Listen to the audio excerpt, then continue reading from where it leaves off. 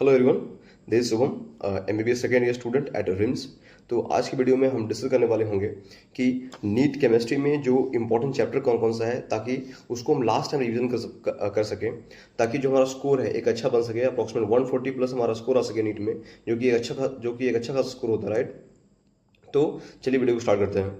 जो हमारा important chapter है जिसको एटलीस्ट हम कवर कर लें, ताकि हम अप्रॉक्सीमेट 140 तक का स्कोर इजिली अचीव कर पाए, राइट। सो केमिस्ट्री हम सबसे पहले बात करने जा रहे हैं कि जो हमारा इनऑर्गेनिक केमिस्ट्री है, राइट। तो जो हमारा इनऑर्गेनिक केमिस्ट्री है उसमें जो मेनली 3 से 4 चैप्टर ज़्यादा इंपॉर्टेंट, राइट। एक आपका केमिकल बॉन्डिंग हो गया, दूसरा पीरियोडिक टेबल हो गया, तीसरा कोऑर्डिनेशन कंपाउंड, चौथा मेटलर्जी, और most most most important P block and D and F block, right.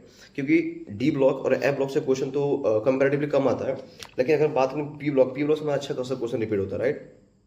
तो चलिए देखते हैं कि कौन कौन सा चैप्टर की कितना क्वेश्चन मेनली कैरी कर रहा होता है इन नीट। सो केमिकल बॉन्डिंग से अप्रोक्सीमेट 3 क्वेश्चन आप ध्यान में रख सकते हो, पीरियोडिक टेबल से 2, कोऑर्डिनेशन कंपाउंड से 3 क्वेश्चन, मेटलर्जी से finally 2 question, and P block and D block combinedly मिला के 4 क्वेश्चन आते हैं इससे, ठीक है। सिमिलरली हमारा जो ऑर्गेनिक केमिस्ट्री है वो एक हाईली स्कोरिंग है, और कहे तो ये बहुत ही कम समय में हमारा सॉल्व होता है, राइट। तो जीओसी पे अगर आप अच्छा से कमांड मान लेते हो तो आप चाहे जो बेसिक क्वेश्चन होगा उसको आसानी से सॉल्व कर पाओगे, ठीक है। तो जीओसी में लगभग 2 क्वेश्चन आता है। जो आपका सिंपल नोमेनक्लेचर है इससे भी क्वेश्चन आता है, जो कि देखते ही बनने वाला होता है, राइट। तो इससे भी 2 क्वेश्चन। जो हाइड्रोकार्बन हो गया, जो मेनली नेम रिएक्शन होता है, वहाँ पे आपको थोड़ा फोकस करना पड़ेगा कि जो नेम रिएक्शन को ऐसे याद करना पड़ेगा, उससे क्या होगा, डायरेक्ट देखते ही मारोगे।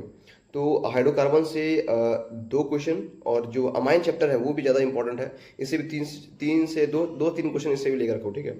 सिमिलरली अगर अपन मूव ऑन करें फिजिकल केमिस्ट्री पे, देखो अगर अपन केमिस्ट्री को सॉल्व करने का तरीका देखें ना, जो बेसिकली मैं फॉलो करता था ड्यूरिंग माई प्रिपरेशन, मैं ये करता ना, अगर केमिस्ट्री पेपर आया था हम सबसे पहले उसमें ऑर्गेनिक और इनऑर्गेनिक छाट के कर लेता था।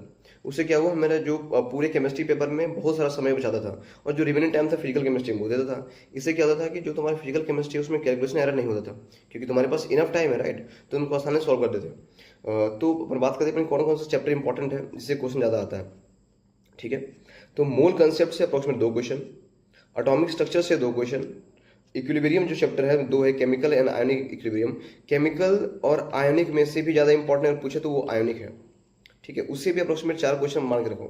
सिमिलरली जो तुम्हारा केमिकल किनेटिक्स है उसमें एकदम डायरेक्ट क्या होता है, नेम रिएक्शन आता है, फर्स्ट ऑर्डर रिएक्शन है, सेकंड ऑर्डर रिएक्शन है, थर्ड ऑर्डर रिएक्शन है, उसको सिमिलरली देख के सॉल्व करना है, और जो लास्ट में क्वेश्चन होता है उसको लगाना है। सो केमिकल किनेटिक्स से भी 3 क्वेश्चन ध्यान रखो तुम, और इलेक्ट्रोकेमिस्ट्री इससे भी 2 क्वेश्चन। तो अप्रोक्सीमेट अगर अपन सबको जोड़ें तो हमारा ऐसा स्कोर बनता है कि हमारा जो 140 प्लस इजिली स्कोर किया जा सकता है, मात्र ये 11 से 12 चैप्टर तुम अगर अच्छा से कवर कर लेते हो तो लास्ट में रिवीजन तुमको क्या करना है पता है, तुमको आसानी से बैठना है, इस सब चैप्टर को मार्क करना है कि इस चैप्टर में क्या क्या क्या बनाना है, इसको उठाना है, फॉर्मुला से उठाना है, एक बार उसको थॉरली पढ़ना है, उसको ध्यान से देख लेना है, बस बहुत ही आसान है, और तुम्हें केमिस्ट्री में एक अच्छा बूस्टअप देगा तुम्हारा जो फाइनल प्रिपरेशन को।